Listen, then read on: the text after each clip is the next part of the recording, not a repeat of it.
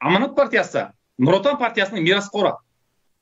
Өйткені Аманат партиясы Нұр Отан партиясының қателігі үшін сіздер қазір халықтың алдында кешірім сұрап, міне бұл Нұр Отанның оңбағандықтары, Нұр Отанның 30 жыл бойғы озбырлығы, біз қазір аманатпыз, мүлдем бөлікпіз деп халықтың алдында солар үшін кешірім сұрау керексіздер. Өйткені сіздердің партияда Байбектің жанында Елнұр Бейсенбаев, жаңа өзіңіз айтқан Елнұр Бейсенбаев жүрген. Қазір сол Елнұр Бейсенбаев сіздің басшыңыз болып саналады.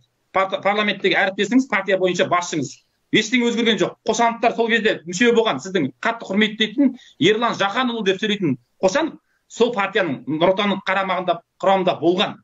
Сол себепті сіз бұны басыңызды алып қашпаңыз. Сіздер кешірім сұрауға тиістісіздер. Аманат партиясы егер бөлек дейтін болсаңыздар, алдымен бастарыңызды арашалап алуыңыз керексіздер. Міне, Нұр Отан былай, бітті, қатысымыз жоқ. Назарбаевпен бірге кетті. Біз Аманат партиясында мүлдем бөлекпіз деп. Дұрыс ба? Сұрақ не сонда? Кешірім сұрау ойларыңызда жоқ па?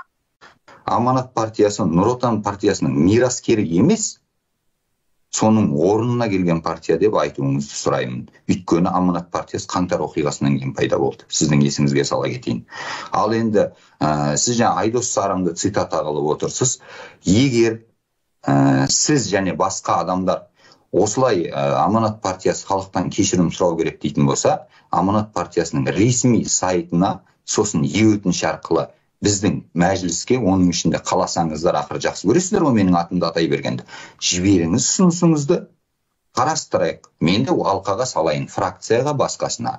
Ал Елнұр Сабыржанұлы Бейсенбаев, Ерлан Жақанұлы Қошанов, Дәулет Жұмабайұлы Кәрібек және тағы басқаларына қатысты пікірлеріңіз болса, оны да әлеуметтік желіде өзіңіздің жеке қалауыңызды қанағаттандыру үшін айғайламай, шынымен елді ойлаған азамат болсаңыз, онда осылай сауатты жұмыс істеуіңізді сұрар едім. Жарайды, сіздің сөзіңіз рас. Аманат партиясы бірақ тек қана маңдайшасындағы жазуды ауыстырған партия ғана. Сіздер өздеріңіз қаңтар көтерілісінен кейін елді аралап, халықтың қолын жинап, жаңа партия құрдыңыздар ма? Сол баяғы партия, сол баяғы кеңселер, сол баяғы орындықтар, сол баяғы мебель, жиһаздар, сол баяғы адамдар, тұлғасы сол. Сіз енді халықты ақымақ көруді тоқтату керек, Ринат мырза. Мысалы, президент сайлауы өткеннен кейін сонда Ақорданы қайтадан салу керек па? Неге қатысы бар? Сіз партия туралы айтып тұрсыз ғой, Аманат жаңа партия деп тұрсыз ғой. Жоқ, сіз ғимарат туралы айтып тұрсыз ғой. Ол ғимараттың мүлдем қатысы жоқ. Партия ретінде сіздер жаңа партия құрған жоқсыздар.